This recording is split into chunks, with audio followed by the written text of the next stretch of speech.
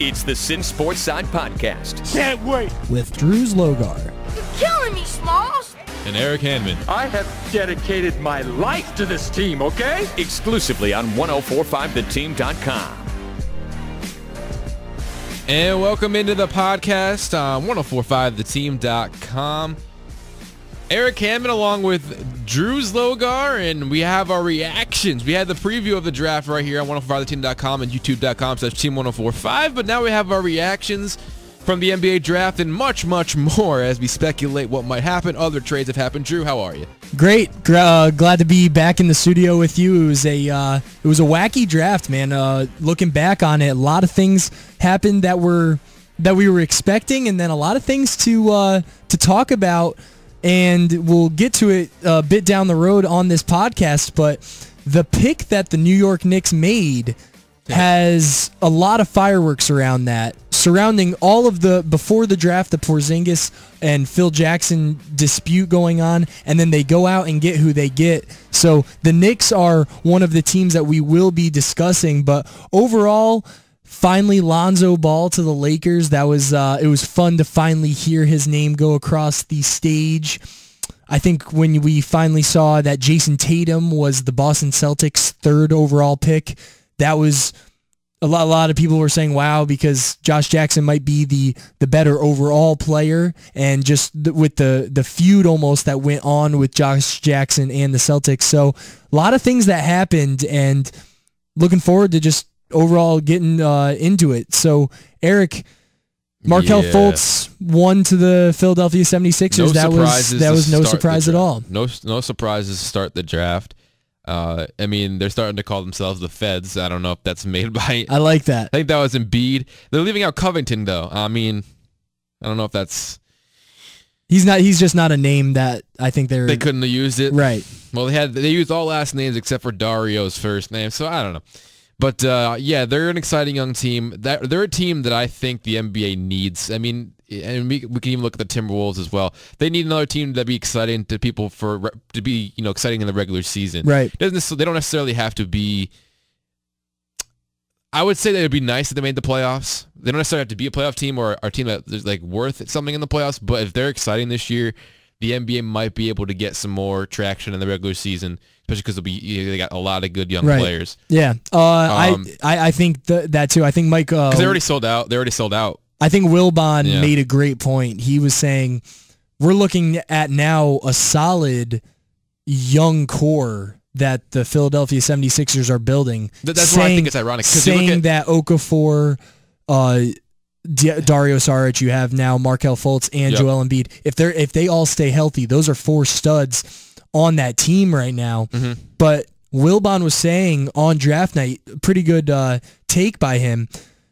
Say what you want about the team, Gerald Henderson is their one veteran to try to bring in that leadership into the locker room. But what I'm saying is, they could be a fun young team, but you always need that veteran presence in the locker room, in practice, during the offseason to kind of guide these young kids into this league.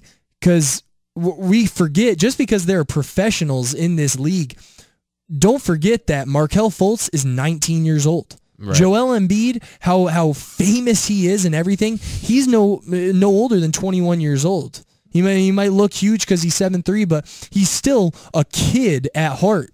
And when you're going out when you're going out to try to win basketball games, you need guys to settle them down. And when you only have Gerald Henderson, the Philadelphia 76ers might have a fun and exciting core. I agree with you. I believe with this roster, it's going to make the NBA more fun to have this team be exciting. That's if they don't redshirt their players for another year.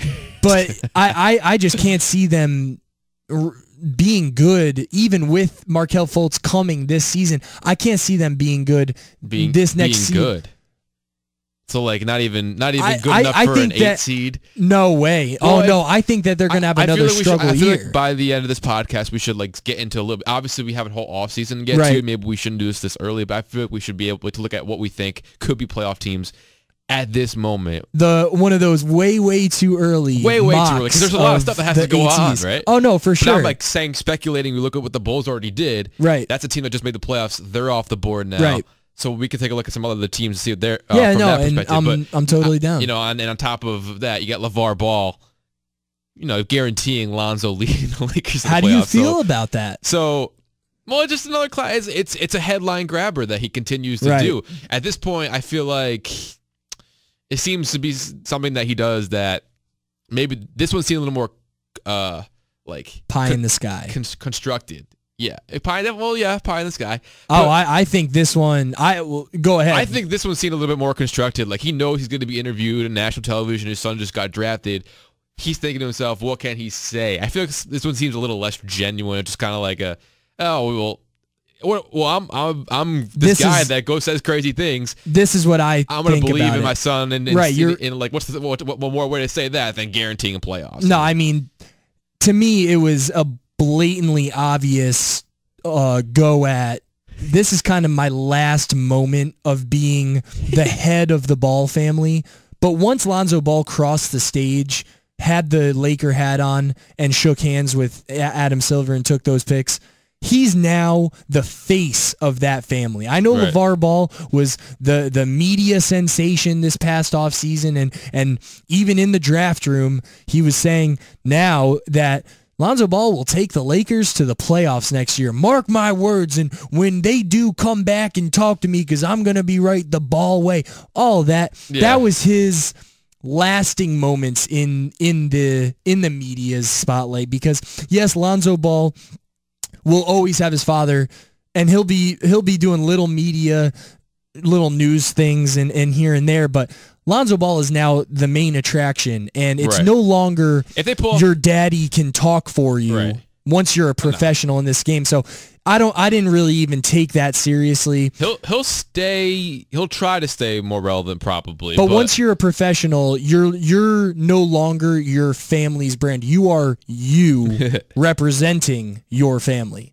And I think it was blatantly obvious that LeVar knew that his time was coming. To no longer be that spokesperson of the team almost. I think that the more telling thing coming out, or the more like hot take coming out of Los Angeles, is what Magic Johnson little dished out, and we haven't talked about this trade at all. Kind of little dished a little zinger towards D'Angelo Russell, which it's not out of left field. I mean, everyone knows, he's not. He hasn't been known as the leader. He's been immature. We know what happened with him and Nick Young in that situation. So he's been an immature player. But that's an interesting comment, I guess, from Magic Johnson, who's just taken over this team. He doesn't want that anywhere near his team, and it's not his guy. His guy's now Lonzo, and can Lonzo be more of that leader? I think that he's got that demeanor. He came in and did that with UCLA. I mean, he's always been a winner. He's a passer too. He led the NCAA in assists per game, which is very important to me. To everybody. So that's you're totally right. I think Lonzo Ball brings it's funny because the last word I'll say about LeVar Ball, and we'll continue to move on, but LeVar Ball seems so immature.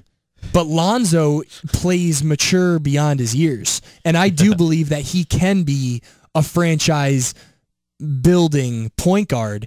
But let's talk about this trade that happened, because I think it's good for both parties. I think D'Angelo Russell is not a great leader yet.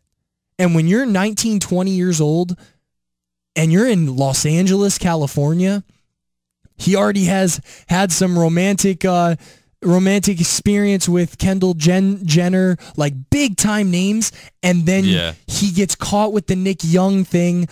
Magic Johnson comes in, and in his early time as head guy of the Lakers, he already kind of deems that he's not a leader for this team.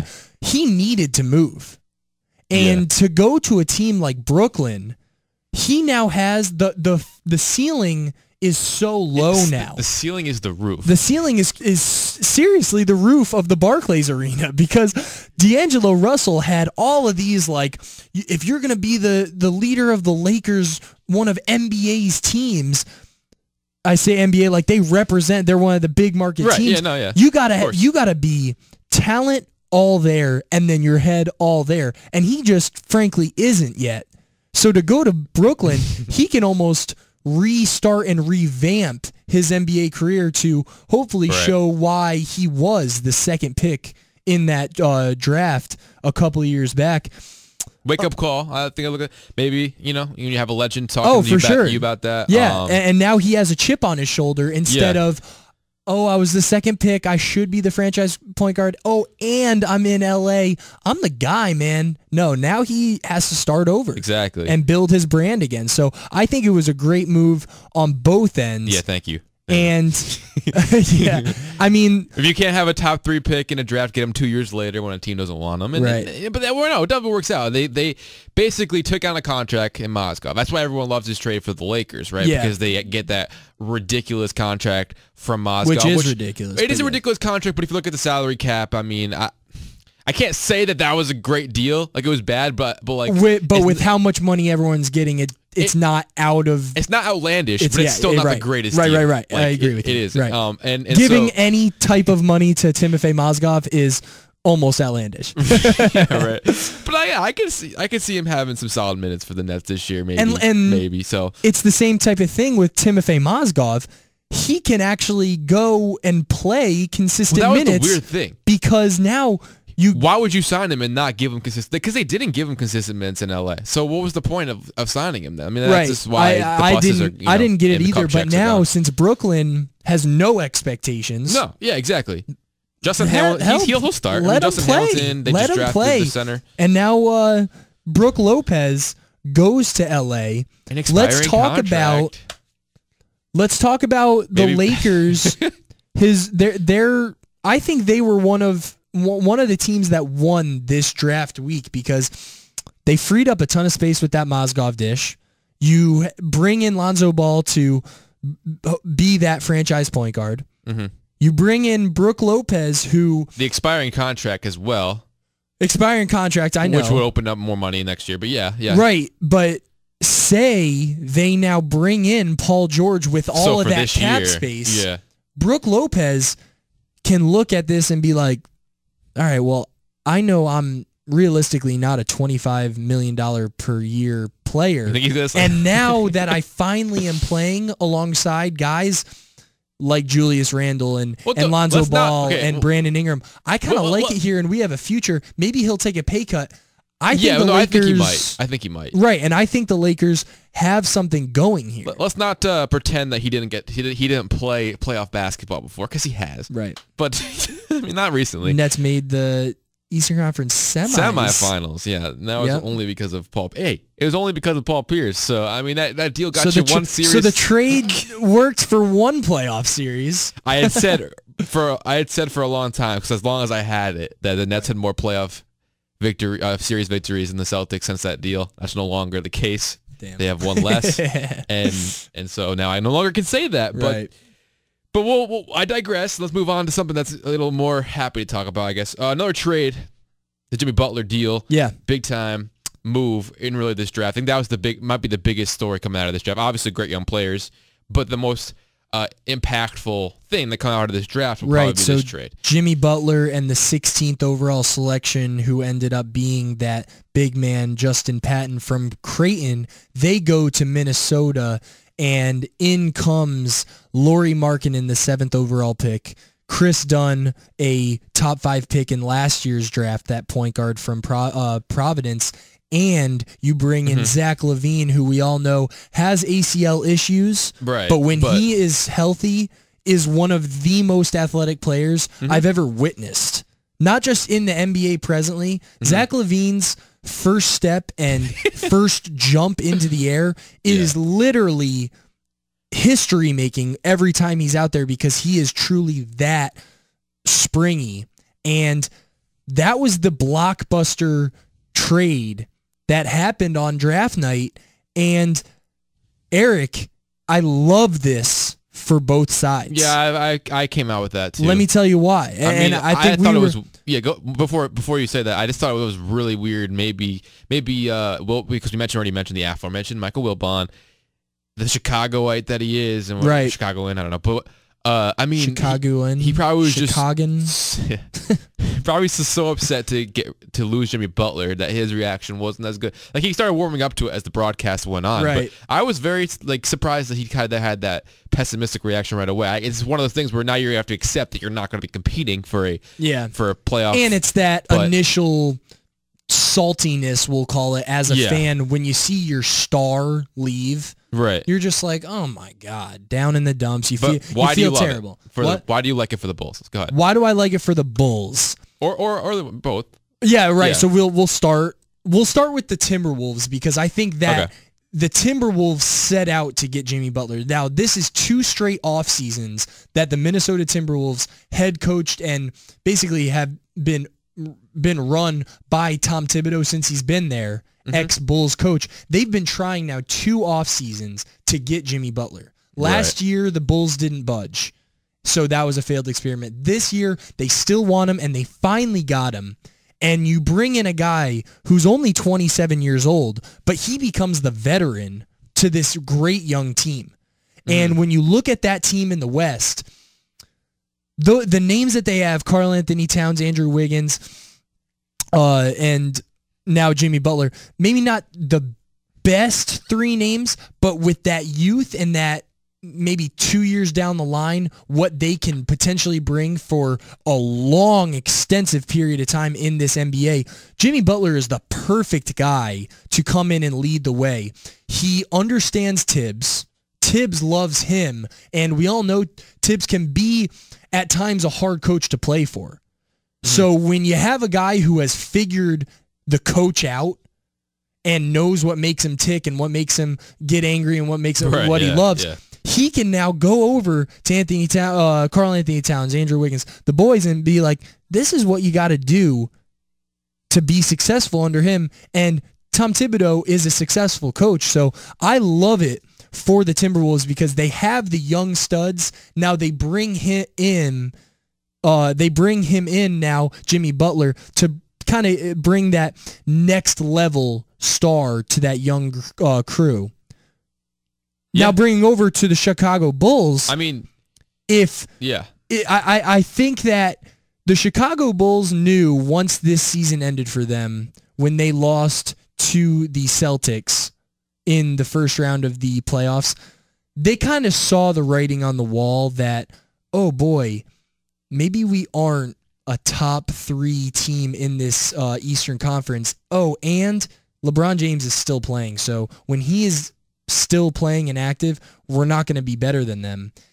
And you have Jimmy Butler. He only has so many years of prime left. They probably knew that they were going to get rid of him anyways soon. You have Dwayne Wade, who is frankly old, and Rondo, who plays well when he's healthy, but has just that tragic injury at the worst time. So everything was kind of just falling apart for these Bulls, and now they knew Jimmy Butler was going to have a shelf life, because the Chicago Bulls, even if Jimmy Butler was going to stay, they were not going to be an Eastern Conference contender really anytime soon. Exactly. So they rebuild. If you're going to ship away your star player and your franchise leading player, you're rebuilding. Say what you want. Yeah. But now we look. I know Dwayne Wade picked up his player option, $24 million. Who would? I mean, he's not going to make that. But this is what I would do as Chicago. Buy him out. So give him, I think it would end up being about $11 million of that $24 million player option. And then just kind of take that hit of the other 13, tell him to leave. And now... Yeah, he and Rondo probably. Exactly. I would buy both Rondo and Wade out and start over young and fresh. And what did they get in this Jimmy Butler deal? Young and fresh. When Zach LaVine is good, he's great. Right. You have Lauri Markkanen, who a lot of people are saying could be a mini Porzingis, and Chris Dunn didn't have as great They tied their hands with the Markkanen pick. I mean, that's probably who they wanted. But when you trade for 2 guards, and other than Markkanen, the only things that were great available that were mainly guards, and then maybe Zach Collins there as well. But I thought it was like an interesting, like that must have been their guy because they wouldn't have done it else. No, I think they were looking and saying we kind of love the idea of having 2 twin towers of shooters. I wanted him to go to the Mavericks. I just did, but did you? You know, Mini Dirk, I like that too. But yeah, so in short, but then I do like both sides of this trade. Right. So, but our preface though is that we were talking about the Sixers now, like as a team that needed that veteran presence. Right. So Robin Lopez is still there, but then that's basically it for the veteran presence for the Bulls. So do we think that maybe Rondo's not the greatest influence to keep, but Wade would. I mean, that's still a lot more money. You saved what, $12 million if you do that. So that probably would be in best interest. But they wouldn't have that great of a veteran leadership either. But they still have Denzel Valentine there that they can give more playing time to. Jerry and Grant, Bobby Portis. And this is why I think the Bulls compared to the Sixers, they're two different stories because, like you just said, Bobby Portis, Denzel Valentine. Heck, Lauri Markkanen has a hype level up here. We don't know how good he's going to be. Chris Dunn, same thing. We have a lot of guys on the Bulls that are young, yes, but we don't know how good they're going to be. Over on the Sixers, other than Markelle Fultz, everybody else that's young is a sure thing. The hype was real. I don't know. Ben Simmons seems to be getting a lot of hate for some reason. No, I love Ben Simmons. People seem to be very suspect of whether he's going to be for real or not, which I think he will be. I think he's definitely going to be. I think he has to be that next guy, like the next guy, like the and I next I think he is, league. But I truly believe in the immediate future, but eventually to lead that team, right? But in my humble opinion, I think that the young crew in Philly is more promising and more ready to go out on their own than the people in Chicago. So I think, I think the talent on Philly is good enough to flirt around the bottom of that playoff bracket. Yeah, so all right, but without anybody. So the Bulls don't need it because they're not going to be good anymore. Yeah, right. Okay. Right. So that's the difference there.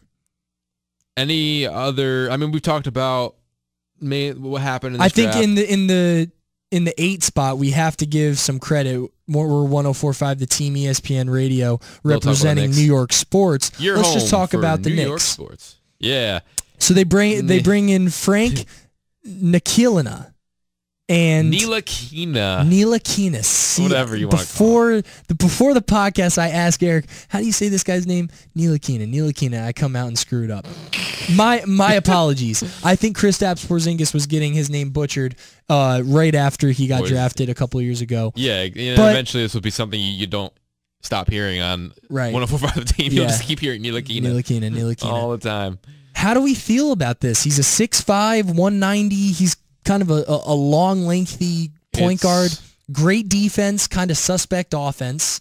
But a lot of people are saying he fits right into the triangle. Right, exactly. That's the one reason that you do this, because I kind of compare it to the New York Jets of what they did with Todd Bowles. Okay. And drafting to what Todd Bowles needed. Right, couple defensive backs immediately. Exactly, and that's why I think that I'm going to probably be tearing my hair out in January, possibly next year, if they decide to fire Todd Bowles after what they just did in the draft, because you're not giving him any time. For Phil Jackson, he's never, I guess, really able to assemble what he wanted. It's been 4 years. I guess he didn't get or maybe he has and it just hasn't worked out. But now he wants to run that triangle, and we've got in Hornacek saying that this is the year we're finally going to stick to the guns. Okay. And so then that part makes sense to me. But then when you don't watch a player, because no one's really watching French basketball. I mean, that's just the truth of it. So he's so unknown, and that's why when you look at guys that were also on the board, point guard Dennis Smith, I mean, I watched enough at NC State to know what kind of a dynamic player he is. And then Malik Monk, he was right in the spotlight for a lot of the college basketball season. Right. Like a lot of it. He was getting hyped up a lot because he's had some pretty big games. That 40-point sure. game, right? Oh my gosh, he's one of the best. I think he's a top 3. So when you pass on one draft of those two, for a guy that's less unknown, that you get that reaction. That's what happened with Porzingis, I guess. Right. But when you look at the scouting report, because that's what we do, we read up on these things. I think he's going to be a really good defender in the league. The offense is a little suspect, But when you run a team-oriented triangle offense, he doesn't necessarily have to be a guy that can necessarily get his own shot or do that. And so they stick to the triangle. I think that it does bode well if he can be good defensively. So I think this is Phil Jackson trying to lay the foundation for what he really wants to do without really getting anything from like not caring what the outside opinions are. I mean, he obviously does it. I think it's very interesting because with all of the, we'll call a spade here, negative attention that is on the Knicks right now, and because of what Phil Jackson has been doing since he's been there, it's interesting how the management, James Dolan, whoever you want to say, in the Knicks, they let Phil Jackson get who Phil Jackson wanted. Right. And I think you bringing up the Jets and Todd Bowles, that's a perfect comparison here, because with everything going on in turmoil and everything, the Jets let Todd Bowles draft exactly how he wanted to through they were also a lot of bad times. And now they were lucky to get Adams to fall to them. And we're not talking about football, but that type of analogy is the same thing. It's like with all of this negative press, Stephen A. Smith just berating Phil Jackson every single day, and he's not the only media member doing that. Have you listened to 104.5? Right, and you bring in a guy who, Fran Fraschilla, international scout for the NBA, usually has nothing but unbelievable remarks for every international kid that's drafted. Guy up there when you hear that, when he talked about Ntilikina, it was Knicks fans. Do you remember when Bruno... don't be sitting on the edge of your seat waiting for Ntilikina to be an all-star in this league, because he won't get there.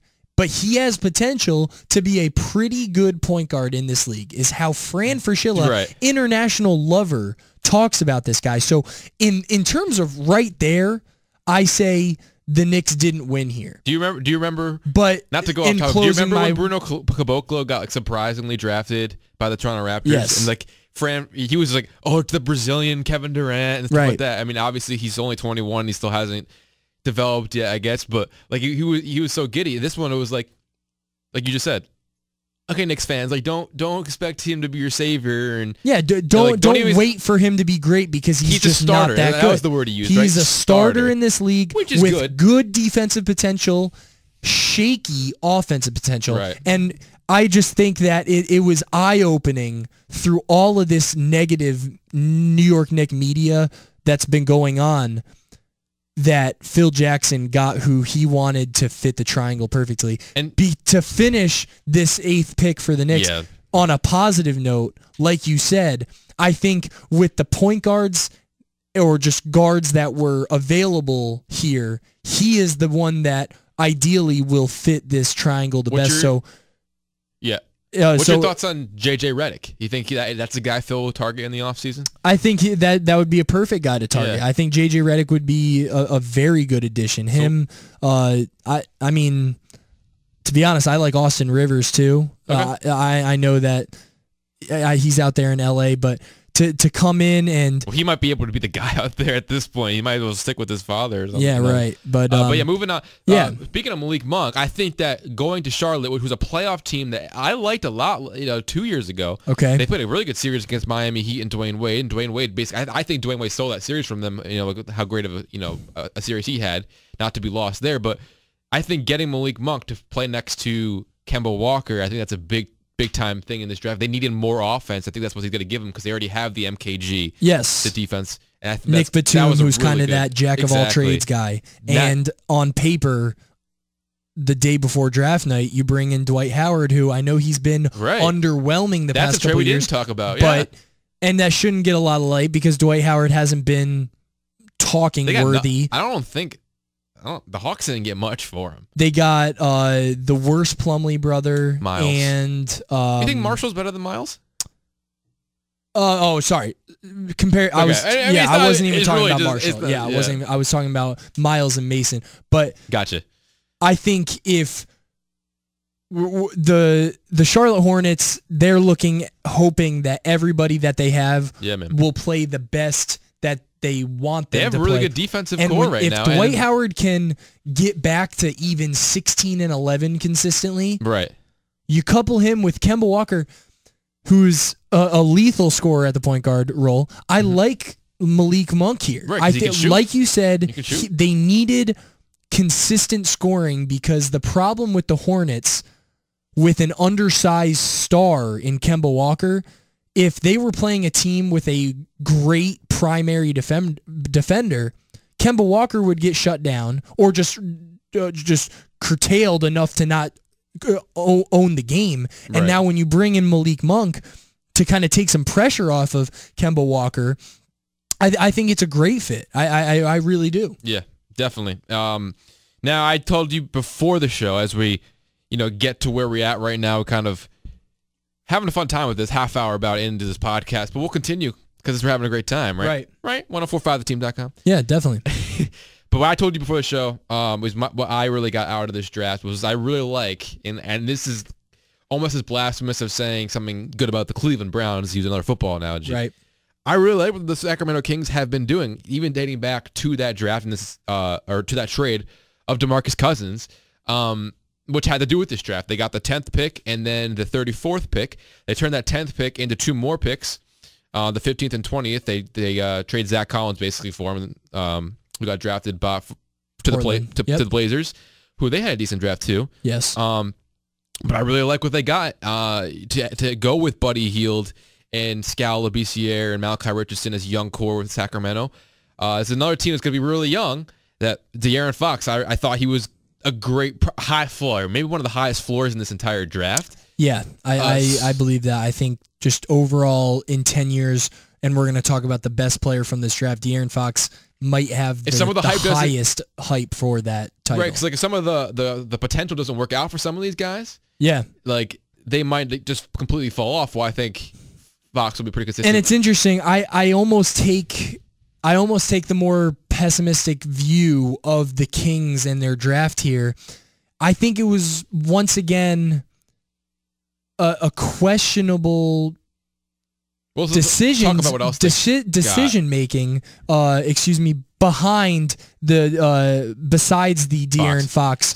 So we're talking about Justin Jackson at 15, and then Harry Giles, I think could be a gem of the draft at 20. Or he could be a flop. And the reason why he was drafted 20th and not in the top 5 like his hype was going into Duke, he's been inconsistent just because of injuries. When he's healthy, he's unbelievable, which is why he could be a steal. But let's just back up to the 15th pick. So you bring in Justin Jackson, who was a junior, going to be a senior at North Carolina. But no, he was a senior this year. So he was a senior. I'm sorry. Yes. So even more to my point, what you see is what you get with Justin Jackson. He's a gunslinger, slender, two-guard. He definitely needs to put on some weight. Who will be a liability on defense. And when I look at the Kings, that's literally exactly Buddy Hield. Doesn't play defense. Okay. He's a gunslinger, and he's undersized. So now you couple him. You can't put the two together with a guy who you draft one pick out of the lottery. So you're still kind of having hopes that this guy can come in right away. But then, like you said, you have Malachi Richardson, who at Syracuse, he was a go-getter. Give me the ball, and I'm going to make plays happen. There's only one basketball.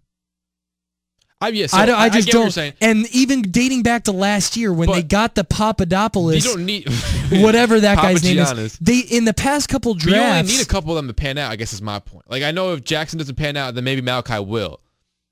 You know what I'm saying? Like I guess, but when you look at guys like, I would have loved to see them take a Justin Patton at 15, or before that trade even happens, bring in a guy like Zach Collins and just totally scrap Papadopoulos and make Willie Cauley-Stein, who he more naturally is, a consistent 4-man. Willie Cauley-Stein is too slender to be a 5-man.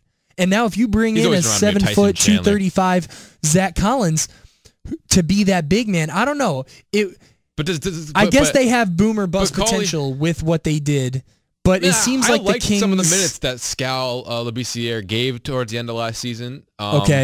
More, I guess, as a 4, because he is the guy who can develop that outside shot. I'm not sure Willie Cauley's going to be able to develop the outside. So you but put him then at the Harry 4. Giles is a 4-man.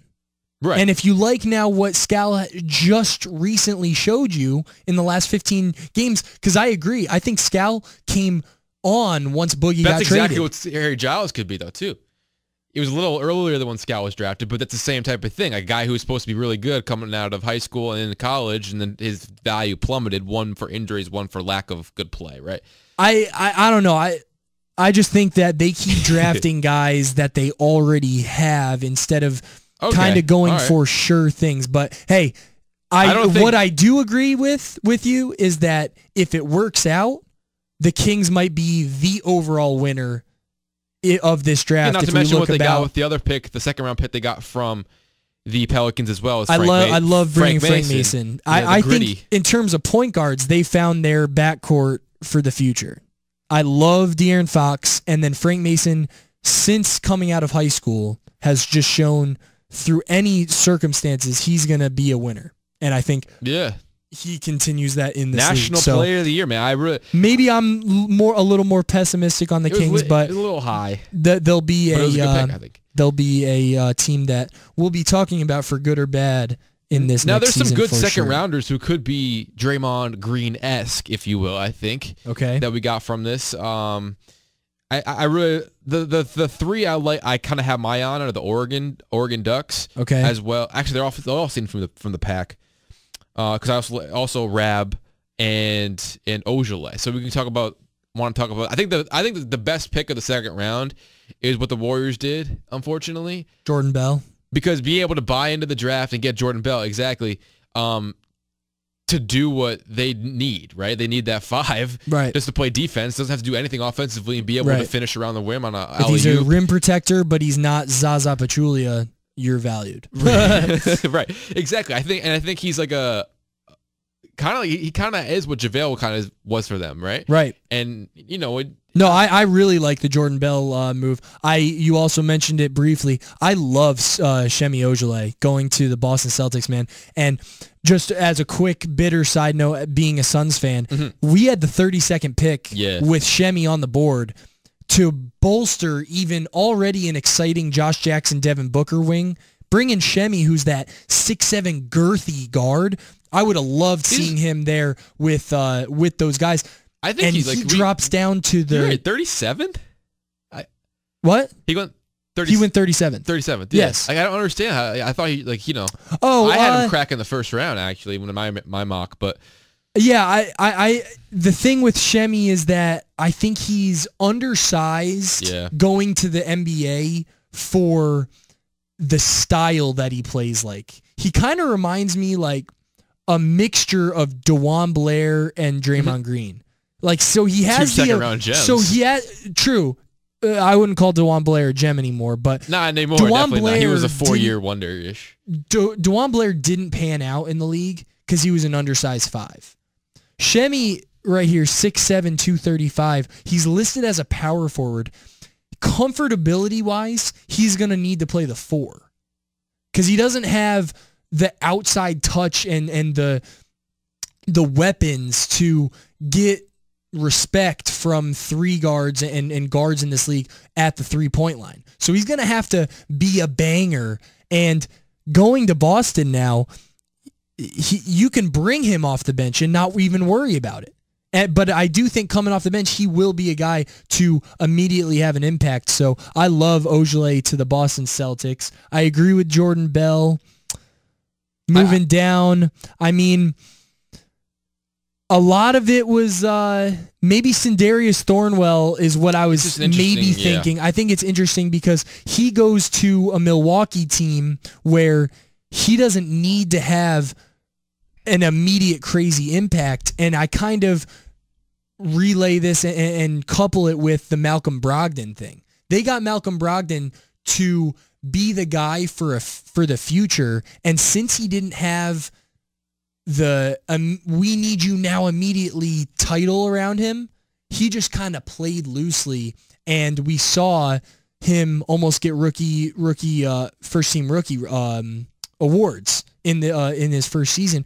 Well, Sindarius Thornwell, he's final 3. We'll see if he gets it. I don't think he will, but Sindarius Thornwell kind of caught fire in the SEC tournament and then had a great NCAA tournament. Star of the NCAA tournament. 6'5", 211. He comes in and has poise of the lights won't be too bright. I like that fit with Milwaukee. Other than that, I mean, that's a team ready to take off too. I think the draft, the second round was kind of just whatever to me. I think there were a bunch of second round picks. I can't just stop there with Oregon Ducks because I already mentioned Bell, but I think that two players that are interesting in the second round are Tyler Dorsey and Dylan Brooks, just based on what they can be. But I don't have that big expectations for them. But what they showed in college as winners, Tyler Dorsey, especially with the big shots that he made, I think that there's a chance he could develop into, because he's a guy I just feel like has a good knack of scoring the ball. Right, yeah. Right. And just the thing with me about, I never thought Dylan Brooks was really good. I thought he was a dog in college and almost kind of bullied people around to get what he wanted. In a way. He was great at that. But going into the league, you're not going to be able to do that. No. I don't think skill-wise he's ever going to have crazy impact. And he goes to the Grizzlies now. I think Wayne Selden's better than him, and Wayne Selden is a young guy. He didn't even get drafted. Right, exactly. But yeah, I think if I have to pick one of the two between Dorsey and Brooks, I'm going to believe in Dorsey more because he's a scorer, and he's going to a team that needs guys to, however they can do it, put the ball in the bucket. And I think that Dorsey will get his name called on early and often in ATL. So yeah, I agree there. Speaking of ATL, I mean, we brought them up a little bit here, and they're just going to have it. They're young too. I mean, they're not going to get Millsap back. They already traded Howard, and they're going to be another young team that's not going to be that very good. I think that they kind of turn into rebuild mode. So pretty heavy rebuild mode, yeah. Yeah, so I definitely agree there. That's basically it on the draft, I think, because like you said, a lot of these seem to be, they're kind of end up being filler picks. Like there's not many players that really make it in the second round to Monte Morris maybe an honorable mention, but I think that's just about it from the draft in terms of second rounders. And even the first round, we didn't get to some of the picks, but I know you were confused with the Bam pick by the Heat. Adebayo, I just think they list him. It's kind of funny. They list him now as a power forward, but his game is within 9 feet of the hoop if he's going to be successful. And with Hassan Whiteside as maybe the best overall young big man in this league, bringing offensive efficiency and defensive just prowess, I don't know. I don't really see the fit of Bam Adebayo in Miami, but Pat Riley has done it before, and Eric Spoelstra continues to show that he's a great coach, so maybe it works. It's a team on the rise in a way, and I think there's this sense of maybe there could be, because they're players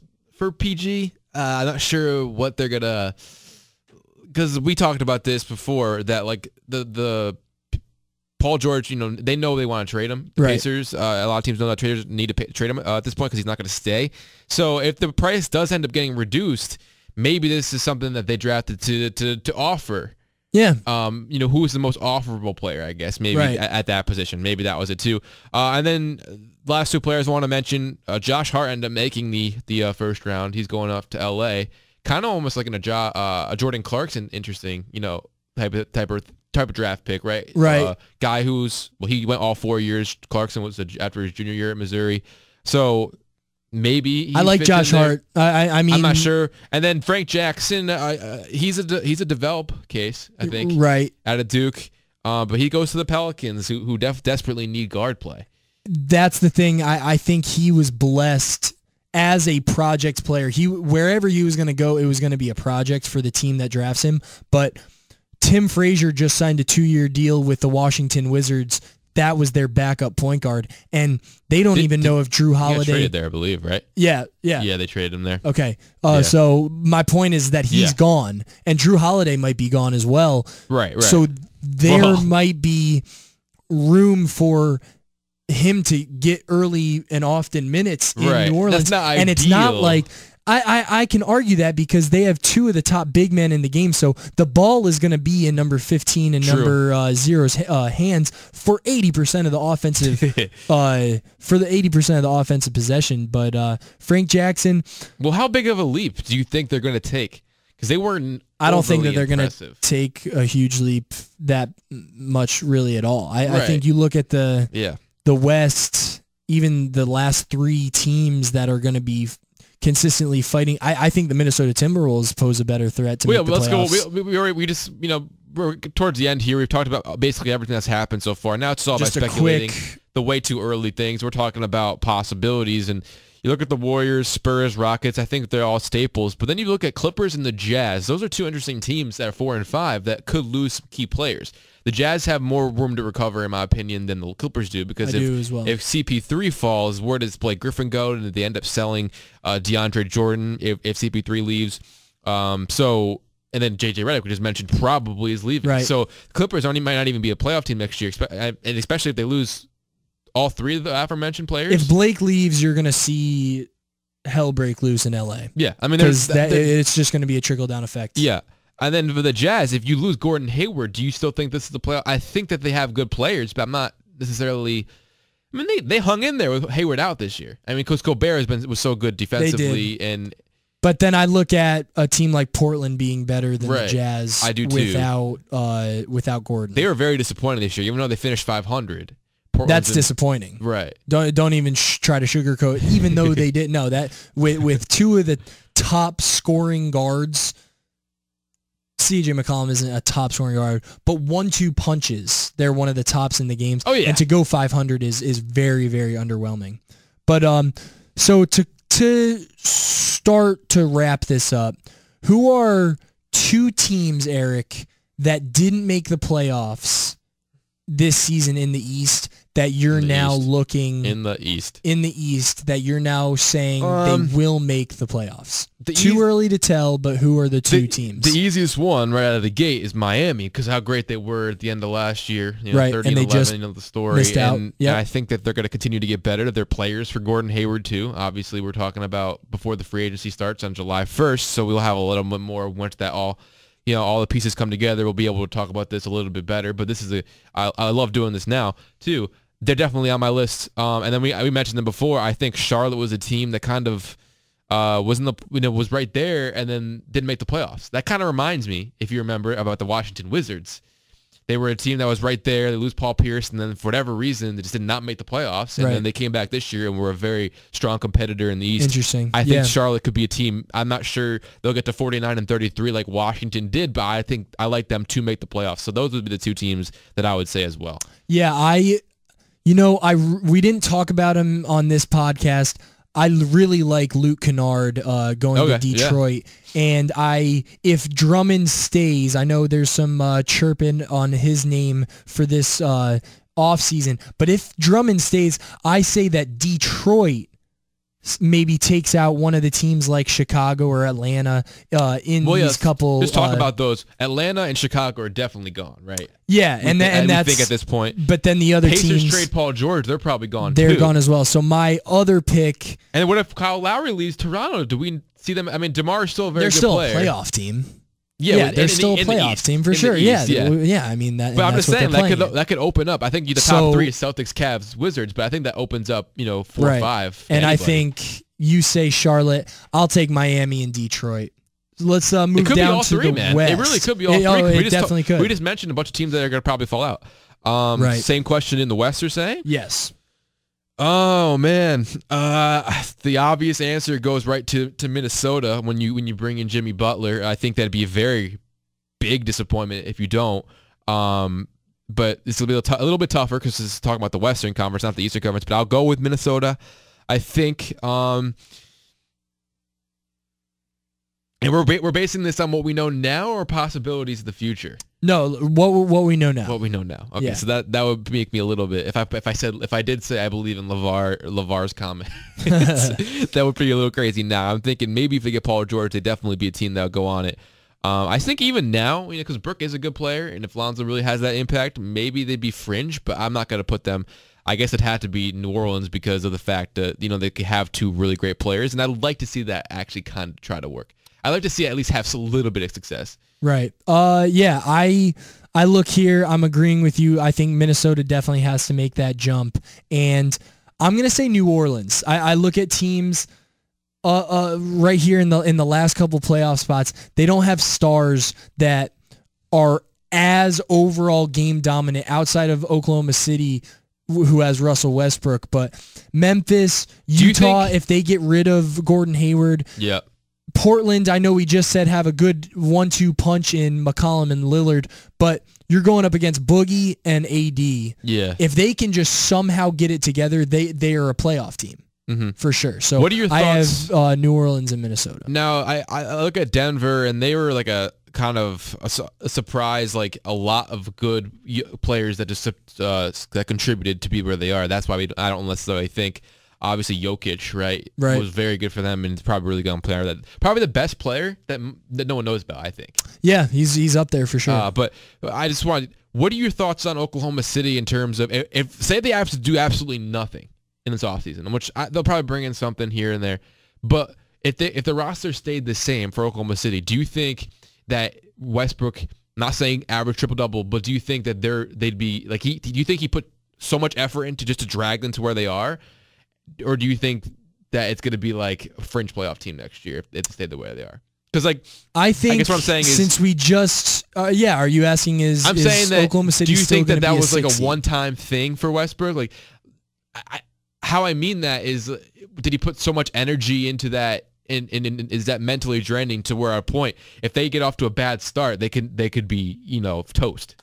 Yeah, he's too much of a gamer to ever throw in the towel. Right. But I agree 100%. I think the bigger story is that if they don't do anything, I think 47 and 35, they'll be lucky to get there. Yeah. Because we just mentioned 3 to 4 teams in the West that weren't playoff teams that got definitely better. Right. So to go and then for purposes of talking about this, say Gordon Hayward stays, say the Clippers stay the same.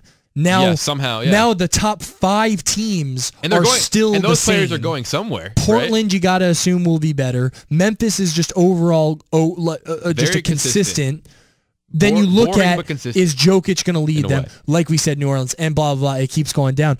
If Oklahoma City doesn't do anything, yes, Russell Westbrook will still be effective. I don't know if it'll be another triple-double season. Terrence Ferguson brings some three-point. Maybe he'll be, he's not a guy to really make that huge difference. So if they don't do anything this offseason in terms of free agency, ironically, they will be a fringe playoff team instead of a shoe-in. And they weren't even a shoe-in for like, they were shoe-in towards the end of this year, but they're, in the middle, they were still like, is this team going like that? Right. But so, but yeah, ironically though, they traded Anthony Morrow to get Gibson and McDermott, right? But then they didn't really have that great 3-point player that I think Westbrook needs. I think that's the biggest thing. So maybe we talk about Redick. I'm not sure can they afford it? Probably. But yeah, I think Redick will. I think it comes down to Oladipo. I just feel like he needs to step up. Right. I don't know. But do you think my thoughts on Oladipo has always been that he needs to come off the bench? Did we discuss this before? We did. Yeah.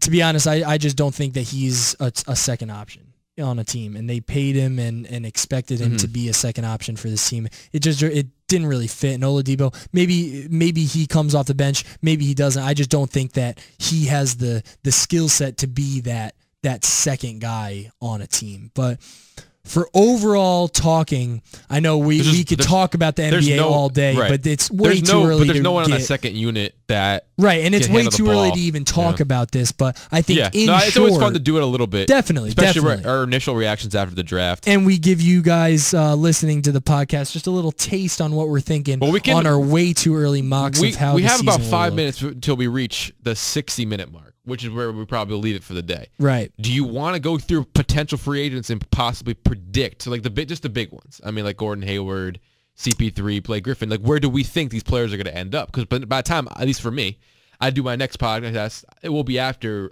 this stuff's are long gone because I get back 14 days after July 1st. Everything will basically be done by then. Right. Just about. There'll be probably some late trades that happen. Sure. Yeah. Let's go through it. So those are the big ones, right? I mean, if you can think of anybody else, just throw them out there. Who do you want to start with first? We can go Hayward because Hayward is so.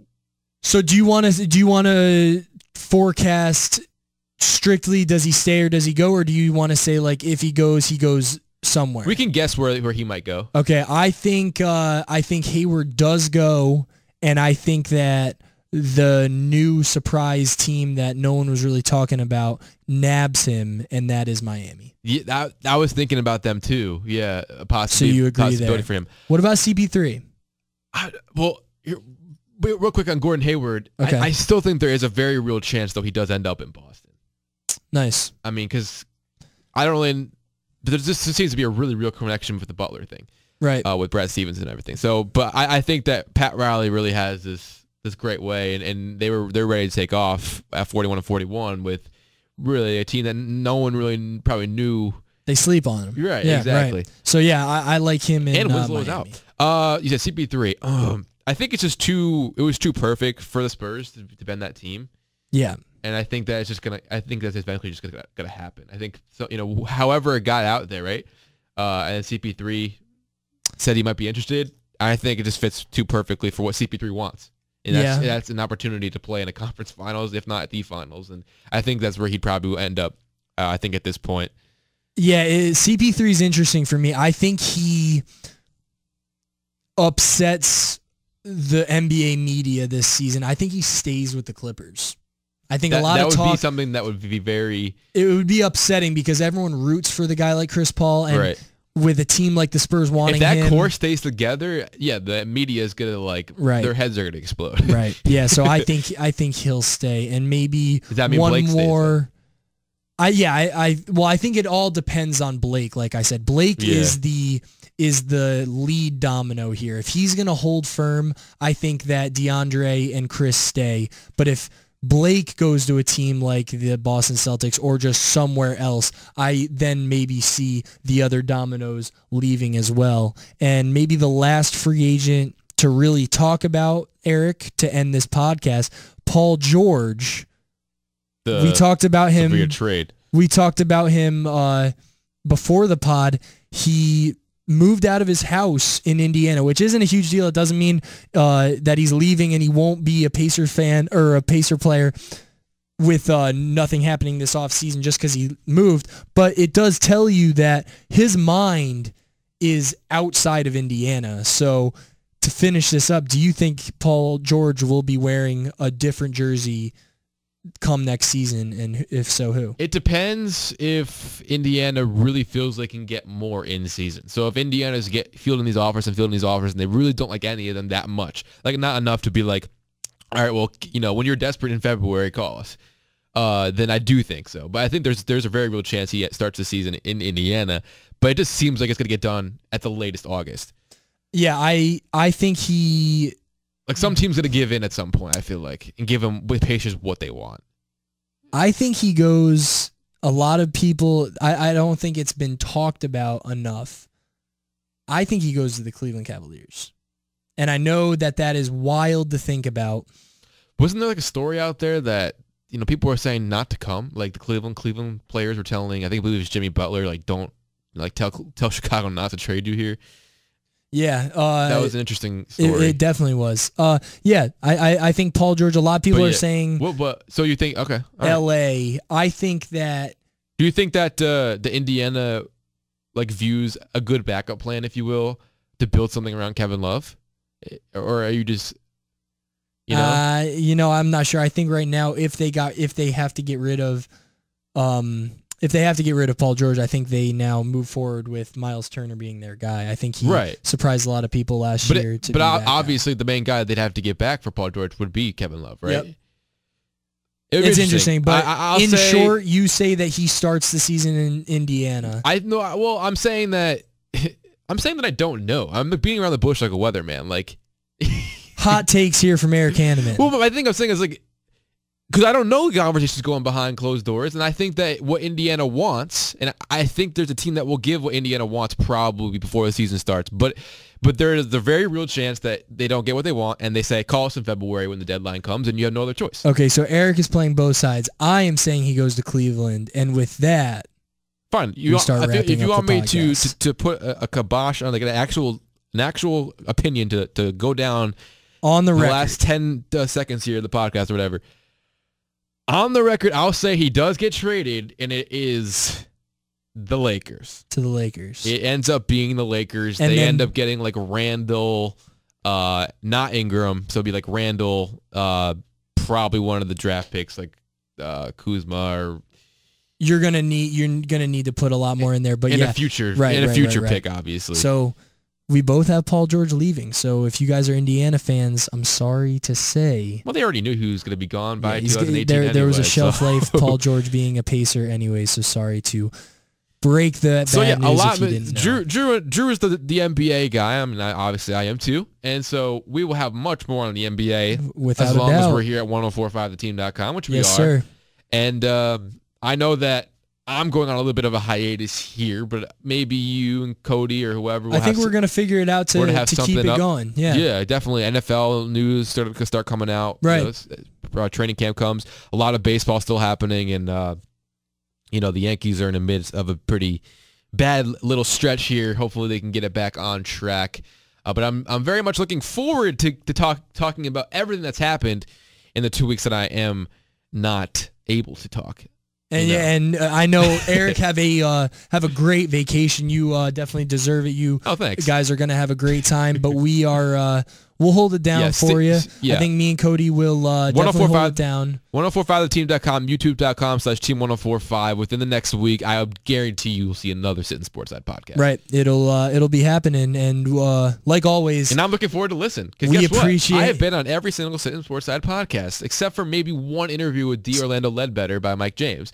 So I'm very much looking forward to being on the beach or wherever I am, have the earbuds in, and listening to whatever to hot the boys. takes and we appreciate you and that. Cody have, and maybe even John if he's back. So for Drew Zlogar, I'm Eric Hammond. This has been the Sittin Sportside podcast, and thank you for listening. We'll see you next time.